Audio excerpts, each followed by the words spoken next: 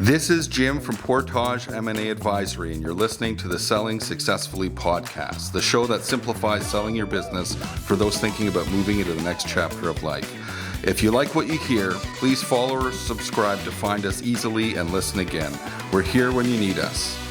Today we're talking about comprehensive financial planning and what that means in selling your business. We're also going to touch on how your financial advisor and your M&A expert can and should work together to help you better prepare your business and yourself for the future. Joining us today is Wesley.Haynes, Senior Investment Advisor at RBC Wealth Management, part of the Parekh-Haynes Group.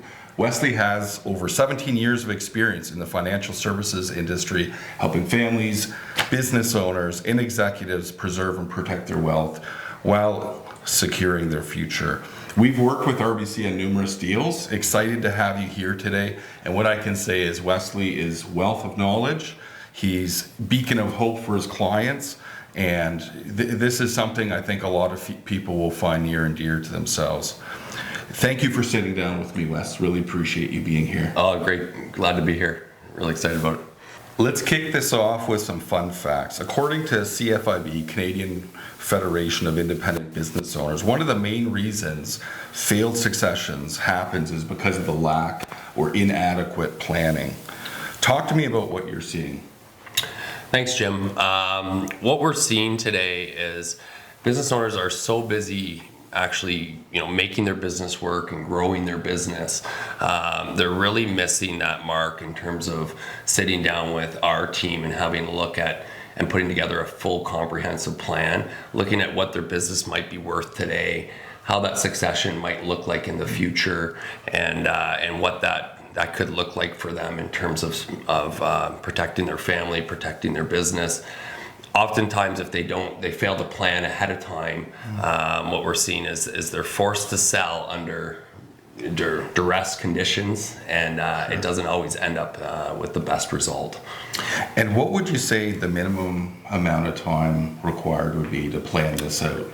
We're telling business owners it's 5 to 10 years out. Wow. Yeah, it's in order to do the proper planning and be able to take advantage of some of the strategies to save tax, to protect their estate. They really need to take the time years in advance before the sale takes place. Let me throw out another fun fact. The American Institute of Stress ranks retirement number 10 on the list of life's most stressful events. We tend to think about retirement as kind of that fun, exciting stage that a lot of people want to navigate toward: golfing, traveling, spending time with family. But this vision or this ideal scenario isn't oftentimes the case. When talking to many of the business owners that I meet, it can be downright frightening. What sort of conversations are you having with folks? That's a great question, Jim.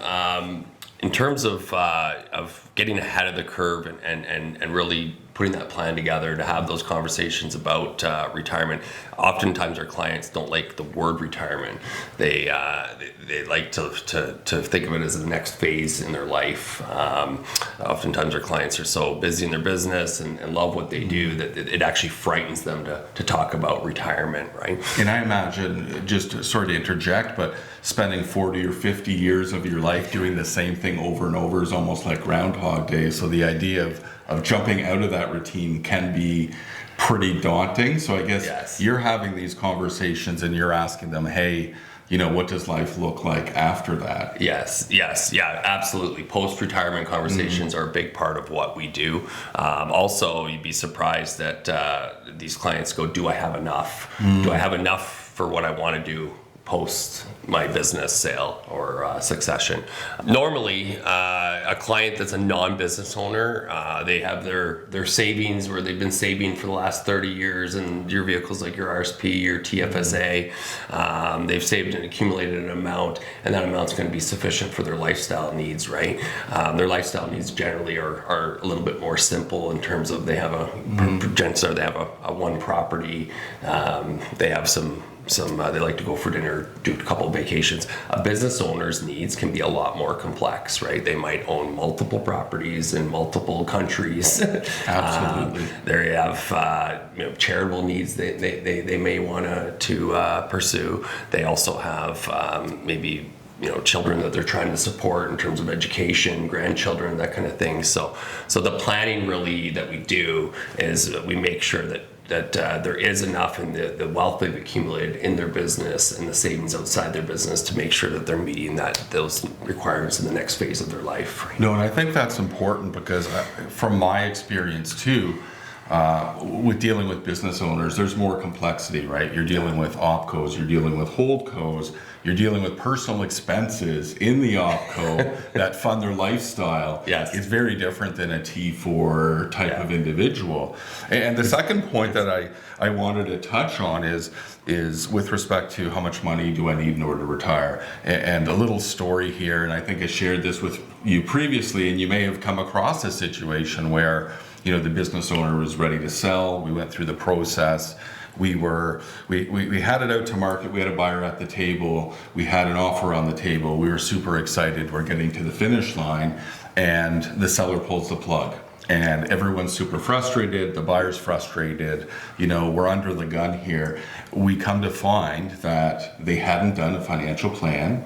They had gone to their financial planner, ninth inning, so to speak, and found out that the proceeds they were going to receive weren't sufficient. Well, guess what? Yeah. They pulled the plug. They decided to stay in their business. So for us personally, we value the work you do, and we now make sure that folks do it up front. Super critical. Yeah.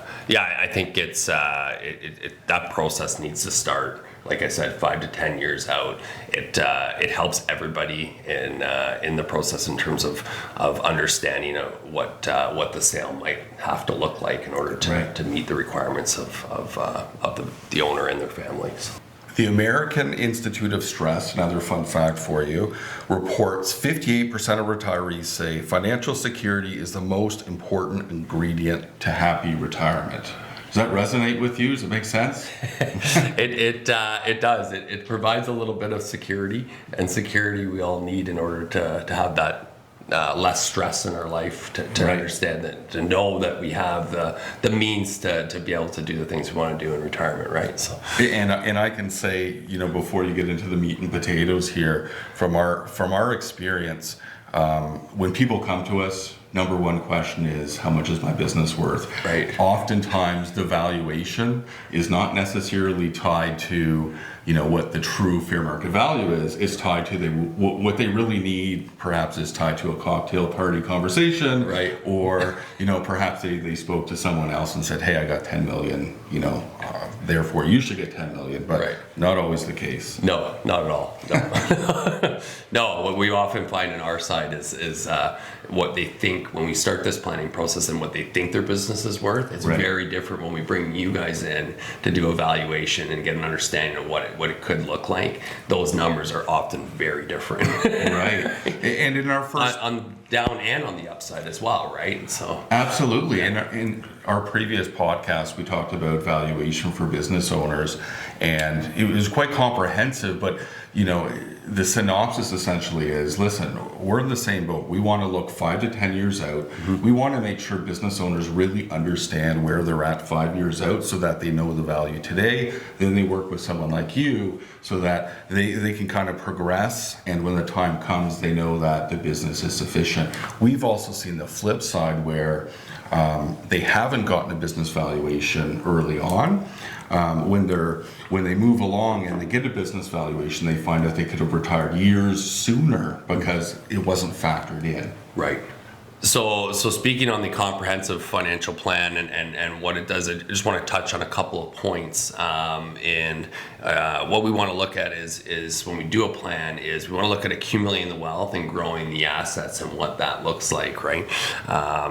So where it's helpful to get your team in to come to do evaluation early on in the process is we can at least have a more realistic number in that plan so that we can look at that business value and watch that grow over the next 5 to 10 years. Their surplus savings, how they're saving, and all that comes into factor in terms of the wealth accumulating within the business and on the personal side, right? So it's 100%. And I imagine, you're probably seeing the same thing where most of the wealth for business owners is inside their business. Yeah. We oftentimes will see this and, they complain to us that, hey, I don't have a lot of RRSPs, I don't have a lot of savings, maybe some commercial property, but at the end of the day, if they don't sell, they don't retire successfully. Yes. And I guess that's where you guys come in, because there are intricacies involved in planning for business owners, as we touched on earlier. It's more complicated. Very much so. Their business owners are coming to us going, do I contribute to my RSP? Mm-hmm. Do I put money into a TFSA? Do I save in my holdco? Once we put together the plan for them, we can guide them better on what makes sense for them. And it's not a one-fit solution for business owners because, as you mentioned, it is complex. Right. We really need to tailor it to each individual business owner needs. We need to tailor each plan, customize the plan, so that we're taking advantage of all the tax strategies and the deferred income strategies that are available to them. Right. And so I imagine no different than us. You're working with the tax folks, the accountants, you're working with lawyers, you're looking at, estate law, you're looking at trusts, you're looking at all these complexities, and you're also tying it into their personal life. We are, yeah, and that's a great point. I'll give you an example. So most of our clients that are business owners, when we put together that plan for them and they actually see that number at the end, and they look and they can't fathom that number, that they got to that number, right? Right. But some of the pre-planning that can be done is if they're not going to use all of their wealth in retirement, how do we possibly transition some of those taxable events onto other family members or utilize their capital gains exemptions, so forth. So we start talking about estate freezes and get into family trust conversations with our lawyers and our accountants and how to structure the will, and that's the kind of conversations we have with them to make sure that they're not leaving any stone unturned in terms of planning. So. Right. And from the selfish Portage M&A perspective, this is the ideal scenario. We get a client who has worked with you for 5 to 10 years, who has done the tax plan. They come to us and say, listen, I've thought this through. We understand the tax strategy. We're ready to sell. We've thought about it emotionally. I've got something to go to, or I understand what the transition plan is going to look like.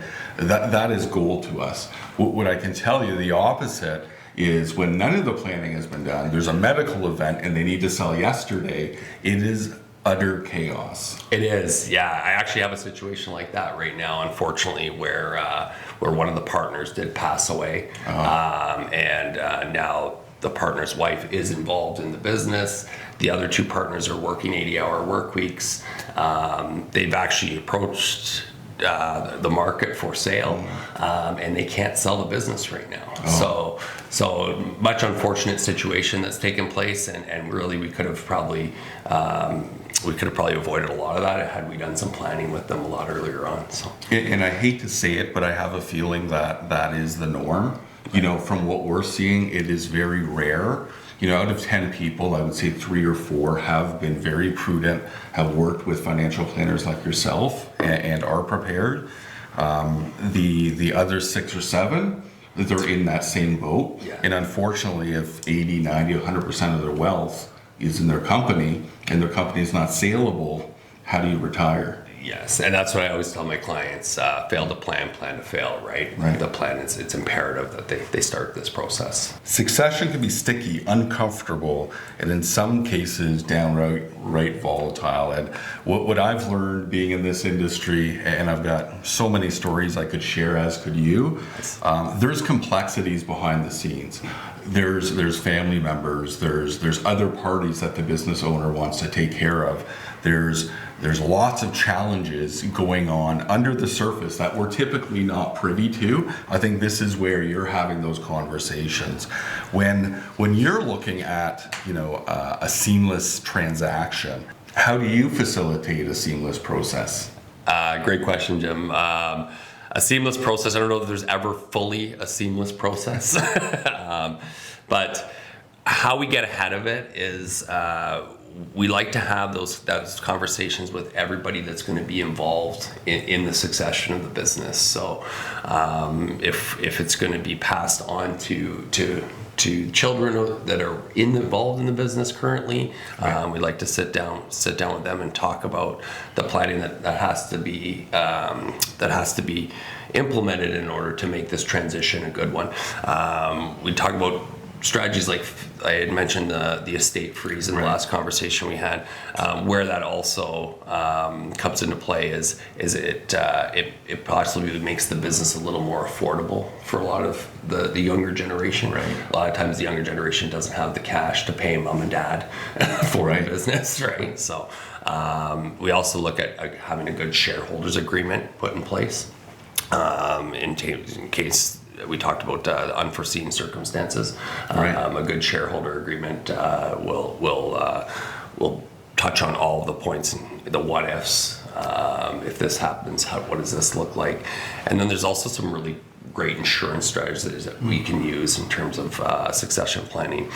Insurance is one of the last vehicles we can use that will take assets in a holding company and allow them to be passed to their heirs tax-free, virtually tax-free upon death. So we look at a lot of those strategies and have those conversations early on with the entire family or the entire individuals involved in the succession of the business, and make sure that we understand everybody's wishes and needs and put a good plan together that works for everybody. So. Right.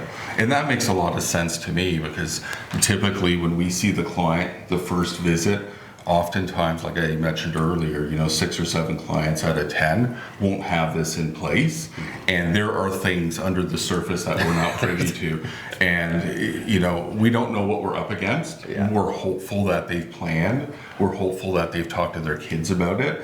We're hopeful that they have an idea of what they need in order to retire, in terms of, like you said, the insurance, the estate freeze.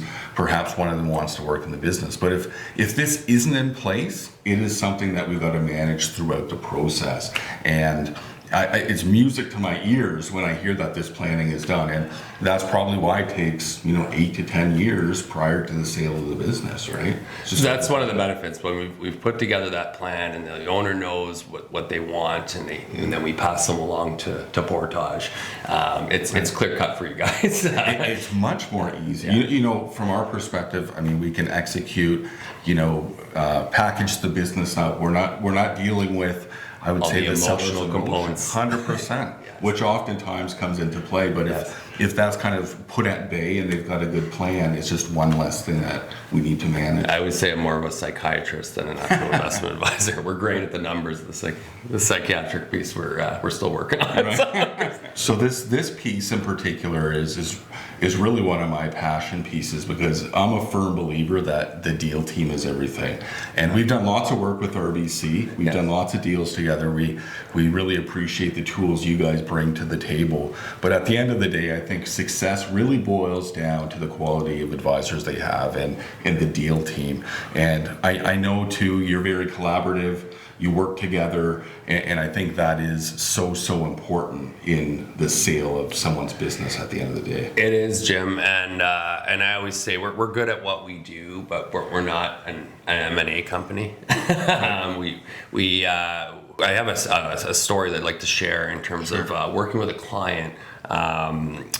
This client, we did a plan for them. They did all the proper planning, the proper steps, years in advance of transitioning out of their business, and everything looked good on paper. They were able to support their lifestyle, and then COVID hit. So as we know, COVID was a very difficult time for everybody. Some businesses thrived, some businesses suffered, depending on where you were on that spectrum. Right. Their business was actually still thriving. However, they were just exhausted. Right. So we had actually forecasted them retiring in about 2026. After COVID, they were done. They did have enough saved, and we had accumulated enough wealth for them to be able to retire. But they had a number on their business where they thought their business might be worth $1 million, $1.5 million range, and they weren't relying on the sale of their business to retire. Passing them on to the M&A people to get a valuation. We said, let's just talk to you guys, see what it's going to look like, and maybe put your business up on the market.